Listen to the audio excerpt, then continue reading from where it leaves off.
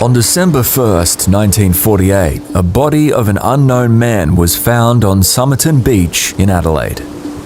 Inside his clothes was a small rolled-up piece of paper which read Tamám Shud, Farsi for "it is ended" or "finished." Behind every headline is a hidden truth. We stood on Somerton Beach, Adelaide, where the waves whispered against the shore on December 1, 1948. A question chilled us. Can you be certain the stranger you pass today won't vanish forever? Near the seawall, a man about 40 lay motionless, his polished shoes gleaming, left hand outstretched as if reaching for something lost. His tailored suit was crisp, but his face was still, eyes closed, no wallet, no name, just a cigarette pack and a scrap of paper in his pocket. Who was he, and why was he here? The beach, a stretch of golden sand, was a quiet retreat for Adelaide's residents. At 6:30 am, John Lyons, a local jeweler, spotted the man while walking. He looked asleep, Lyons later told police, puzzled by the man's tidy appearance. By 7:00 am, when he hadn't moved, Lyons alerted authorities. The scene was serene. Seagulls circled, waves lapped, but an eerie calm hung over the body. No blood, no struggle, just a man who seemed to have drifted into eternal rest. Police arrived, cordoning off the area. The man, athletic, with neatly combed hair, wore no identification. His pockets held odd items: a used bus ticket to Henley Beach, a comb, and a pack of juicy fruit gum. Most curious was a torn scrap of paper rolled tightly in a hidden pocket, bearing the words, Tamám Shud. Persian for, "it is finished." The phrase from the Rubaiyat of Omar Khayyam sparked whispers of mystery. The body was taken to the Royal Adelaide Hospital morgue. Dr. John Cleland, the coroner, noted the man's healthy physique, about 5'11", muscular, with no visible injuries. His spleen was enlarged, and his stomach contained traces of a bitter substance, suggesting poison. No known toxins match, Cleland reported, puzzled. The lack of identification baffled police. Was he a local? A traveler? The absence of fingerprints in records deepened the enigma. Somerton Beach was a close-knit community. News spread through milk bars and corner stores. "Who dies like that with no name?" asked Mary Ellis, a cafe owner. Residents gathered, speculating about spies or drifters. The man's suit, expensive and British-made, hinted at affluence, yet he carried no money. His shoes, polished to a shine, suggested care. The community, shaken, wondered if they'd passed him days before, unaware of his fate. Police photographed the body, releasing images to newspapers. The Advertiser ran a headline, "Mystery Man found dead on beach." No one claimed him. A suitcase later found at Adelaide railway station contained clothes with labels removed, a stencil kit and a knife. No name, no address. The suitcase, unclaimed since November 30, suggested he'd arrived recently. But from where? The trail seemed to vanish into the sea. Detective Sergeant Lionel Lean led the investigation. "He's a ghost," Lean said, frustrated. The Tamám Shud scrap led to a breakthrough. A rare copy of the Rubaiyat was found in a car near the beach, discarded by a local chemist. The scrap matched a torn page. Inside the book, a handwritten phone number and a coded message. 5 lines of jumbled letters, defied decryption. The code, scrawled in pencil, became a puzzle that gripped Adelaide. The phone number traced to Jessica Thompson, a nurse living in Glenelg, near Somerton. When questioned, she seemed nervous, denying knowledge of the man. "I've never seen him," she insisted, clutching her teacup. Yet her reaction, pale, evasive, raised suspicions. She admitted owning a Rubaiyat, but claimed she had given it away. Her story was vague, and police noted her unease when shown the man's plastered death mask, crafted for identification. Public fascination grew. Radio broadcasts detailed the case, calling him the Somerton Man. Amateur sleuths pored over clues, suggesting he was a Soviet spy or a jilted lover. The code, published in newspapers, drew cryptographers' attention, but none cracked it. "It's like he wanted to be unknown," said Constable John Moss. The lack of a name haunted investigators who fingerprinted the body and circulated descriptions internationally. No matches emerged. The coroner's inquest, opened in January 1949, offered little clarity. Cleland ruled the death unnatural, likely poisoning, but the substance remained unidentified. Possibly digitalis, he speculated, noting heart irregularities. The man's teeth, unusually worn, suggested a stressful life, but dental records yielded no leads. His clothes, devoid of tags, hinted at deliberate anonymity. The inquest adjourned, leaving Adelaide gripped by a mystery that seemed unsolvable. Community members held a vigil on Somerton Beach.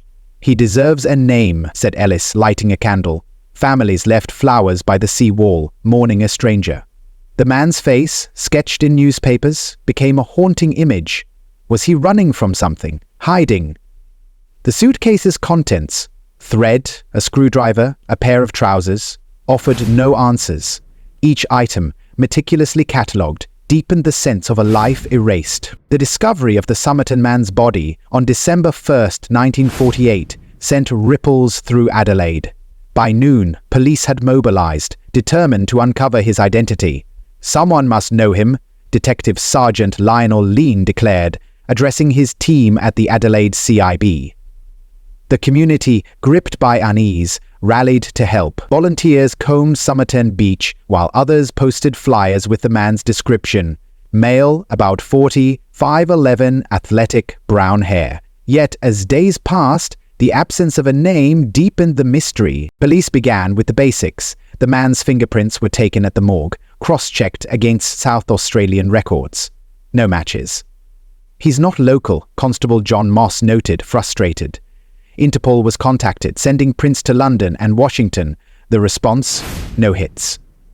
His clothes, British-made, labels removed, suggested travel, but no tailors recognized the suit. The suitcase at Adelaide railway station, found unclaimed, held more clues: a red tie, a shaving kit, and a stencil brush, but no identification. Somerton's residents took action. Mary Ellis, the cafe owner, organized a meeting at the Glenelg Town Hall. "He could have eaten here," she said, urging locals to recall strangers. Fishermen reported seeing a man in a suit near the seawall on November 30, smoking alone. "He seemed lost," one said. These accounts, though vague, fueled hope. Police interviewed tram drivers and hotel clerks, but no one recalled a guest matching the man's polished appearance. The Tamám Shud scrap became a focal point. Its link to the Rubaiyat of Omar Khayyam, found in a car owned by chemist Alfred Boxall, sparked intrigue. Boxall, alive and living in Sydney, denied knowing the man. "I got the book from a nurse," he said, mentioning Jessica Thompson. Thompson, when questioned again, grew agitated. "I don't know him," she repeated, avoiding the plaster death mask. Her evasiveness kept her under scrutiny. Media amplified the search. The Advertiser published daily updates, printing the man's sketch. Radio stations broadcast appeals. "Do you know this man?" A woman in Melbourne claimed he resembled her missing brother, but dental records didn't match. A sailors' union checked logs for absent crewmen. None fit. The suitcase's laundry marks, 1171/7 K. Ken, led to dry cleaners across Adelaide, but no records surfaced. Each lead crumbled, leaving police grasping at shadows. Technology, limited in 1948, posed challenges. Police photographed the Rubaiyat's code, 5 lines of jumbled letters, and sent copies to naval cryptographers. "It's not standard," a codebreaker reported, suggesting a personal cipher. Early forensic tests on the man's blood confirmed poisoning, but the substance eluded identification. "It's like he planned this," Moss said, noting the removed labels. The lack of a crime scene, no struggle, no witnesses, made the case feel like a locked room. The community's effort intensified. Volunteers searched Glenelg's boarding houses, asking about recent guests. A bartender recalled a man buying a beer on November 30, paying with a crisp pound note. "He didn't talk much," the bartender said. Police traced the bus ticket in the man's pocket to a route from Adelaide city centre to Henley Beach, but drivers remembered no one unusual. The trail, tantalizingly close, always faded. Jessica Thompson remained a puzzle. Her home, a short walk from Somerton Beach, made her proximity suspicious. Police revisited 90A Mosley Street, pressing for details. "I gave the Rubaiyat away years ago," she said, her hands trembling. Her son, Robin, played nearby, oblivious. Liane noted her reluctance to discuss her past, time in Sydney, a brief marriage. "She's hiding something," he told Moss, though no evidence tied her directly to the body. Public speculation grew wild. Letters to the advertiser suggested the man was a spy, caught in Cold War espionage. "Adelaide's not Moscow," scoffed a local grocer, yet the coded message fed such theories. Amateur sleuths gathered at pubs, debating the Rubaiyat's significance. "Maybe it's a love letter," one said, half joking. The code shared publicly drew amateur cryptographers, but none cracked it. The mystery consumed the city. Police expanded their canvas. They checked passenger lists for ships docking in Adelaide, focusing on European arrivals. A Greek sailor, missing since November, was ruled out by height. Missing persons reports from Victoria and New South Wales yielded no matches. "He's a ghost," Liane said, staring at the man's death mask. The mask, displayed at the morgue, drew crowds hoping to identify him, but no one did. Challenges mounted. Summer heat complicated forensic work. The body, preserved in formalin, began to degrade. "We're losing time," Cleland warned. The lack of a crime scene, no blood, no weapon, stymied progress. Police hypothesized suicide, but the man's calm demeanor, described by witnesses, suggested otherwise. He wasn't distressed, a tram conductor recalled. The poison, possibly digitalis, required expertise, hinting at intent beyond self-destruction. Somerton's community felt the strain. "It's like he's one of us," Ellis said, serving tea to volunteers. Families avoided the beach, fearing an unseen threat. The man's anonymity gnawed at them. "He had a life," said a schoolteacher, pinning flyers. Vigils began with candles lit by the seawall. "We'll name him," a priest vowed. The collective effort, though heartfelt, yielded little beyond sympathy. Police pursued the Rubaiyat's origins. The book's edition, rare in Australia, was traced to a Melbourne publisher. "Only 50 copies sold here," the publisher said. Bookshops in Adelaide were checked. None recalled the buyer. The handwritten phone number, X3239, linked only to Thompson, deepening her role. "She's the key," Moss insisted, but her denials held firm. Her neighbors, questioned, saw nothing unusual at her home. International inquiries continued. The FBI, contacted via Interpol, searched their files. A Canadian detective suggested a link to post-war immigrants, but no records aligned. The man's shoes, made in the UK, prompted queries to Scotland Yard. "Common brand," they replied. Each avenue closed. The suitcase's stencil kit, possibly for marking cargo, hinted at a maritime connection. But port records showed no matching workers. The emotional toll grew. Liane, sleepless, pored over reports. "He deserves a name," he told his wife. Moss, a rookie, felt the case's weight. "It's personal now," he admitted. Families visiting the morgue wept, not for recognition, but for the man's solitude. "No one should die alone," a nurse said, adjusting the body's sheet. The community's hope waned, replaced by a grim resolve to keep searching. By February 1949, leads dwindled.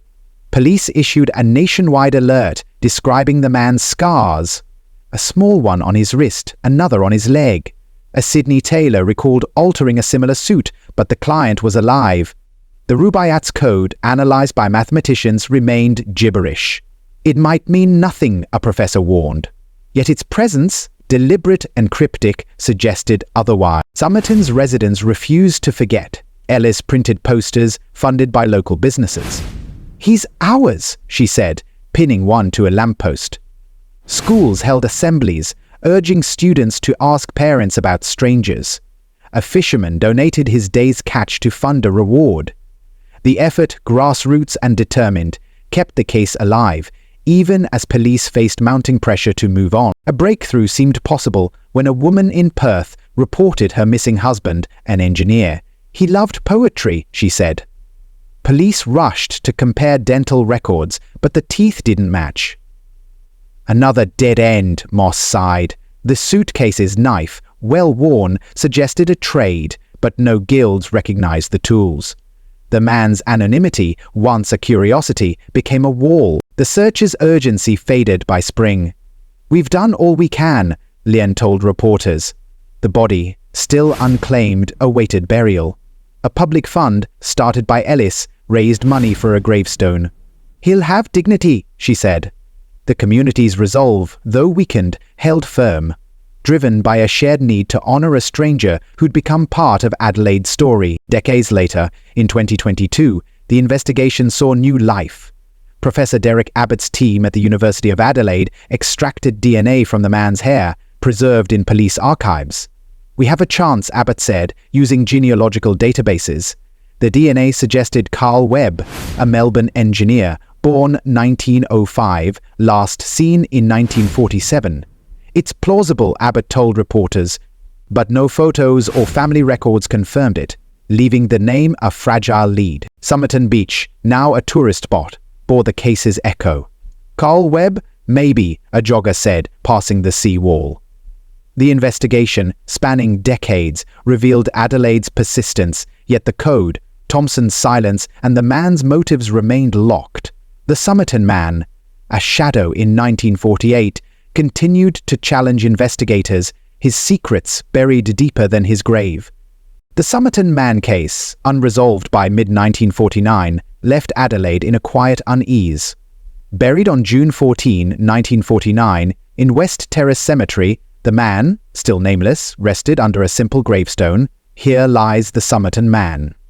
Detective Sergeant Lionel Lean, standing graveside, murmured, "We failed you." The investigation, stalled by dead ends, became a legend.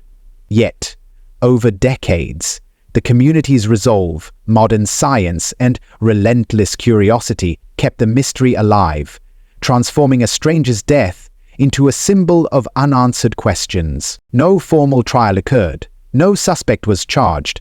The coroner's inquest, concluding in 1950, ruled the death unnatural, likely by poisoning, possibly digitalis, but lacked evidence of foul play. "We cannot say who he was," Dr. John Cleland stated, closing the case.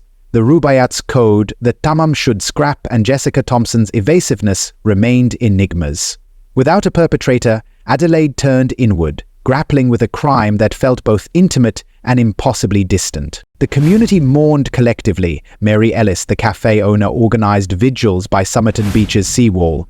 "He's ours," she said, lighting candles. Locals left flowers, poetry, and notes. "Rest, unknown friend." The man's anonymity stirred empathy, uniting strangers in grief. "No one should be forgotten," said a priest, blessing the grave. These acts, small but heartfelt, gave the Somerton Man a place in Adelaide's heart, even as his identity slipped further away. A seat archived the case, preserving evidence, the Rubaiyat, the suitcase, the death mask. "Someone will come forward," Constable John Moss hoped, boxing the man's clothes. The code, 5 lines of jumbled letters, was photographed, studied, and shared with global cryptographers. "It's personal," a naval expert said, yet no key emerged. The suitcase's knife, stencil brush, and thread offered no new leads. The evidence, meticulously catalogued, waited for a future that might unlock its secrets. Adelaide's residents refused to let the story fade. The Advertiser ran annual features, reprinting the man's sketch. "Who was he?" headlines asked. Radio shows like Mystery of Somerton kept listeners hooked, blending fact with speculation. "He was a spy," claimed one caller, citing the Cold War. Others saw a tragic loner escaping a broken life. The lack of answers fueled a cultural obsession, making the Somerton Man a folk figure. Jessica Thompson, the nurse linked to the Rubaiyat, remained a focal point. After 1949, she withdrew, avoiding reporters. "Leave me be," she told a journalist in 1955, slamming her door. Her death in 2007, at 85, took her secrets to the grave. Her son, Robin, later speculated she knew the man but feared speaking. "Mum was scared," he said, in a 1990s interview. Her silence, once a clue, became a permanent void. Systemic issues emerged from the case. The Somerton Man mystery exposed the limits of 1940s forensic science. The toxicology reports were inconclusive. Digitalis was suspected but never confirmed. And without DNA capabilities, the investigation leaned heavily on witness memory and physical evidence. "We needed more tools," retired Detective Lean admitted decades later. Constable Moss, then a young recruit, pushed for systemic changes throughout his career. "We didn't have a national database. What if he was reported missing elsewhere? We had no way to know." In time, their frustration helped pave the way for modern forensic networks and interagency cooperation. By the 9970s, a renewed cultural fascination with the Somerton Man brought the case back into the public eye. A television documentary, The Somerton Enigma, aired in 1978, drawing nationwide attention and reviving old leads. Aging witnesses were re-interviewed. John Lyons, who found the body, recalled the strange calm of that morning. "He looked at peace. That's what always struck me," he said. But even with renewed interest, no breakthrough came. Cryptographers across the world examined the Rubaiyat code, now widely reproduced online and in books, but none could decipher its meaning. The lines WALABABD, MLAIOI, and so on remained silent, echoing only the mystery they were born from. Mary Ellis, though older and long retired from her cafe, never stopped advocating for answers.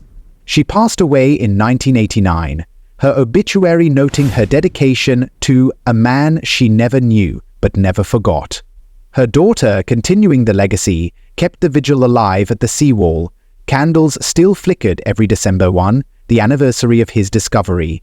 "He's ours," she said, echoing her mother. "We'll always keep looking." In 2009, the case found a new champion. Professor Derek Abbott of the University of Adelaide became intrigued by the puzzle and sought a scientific solution.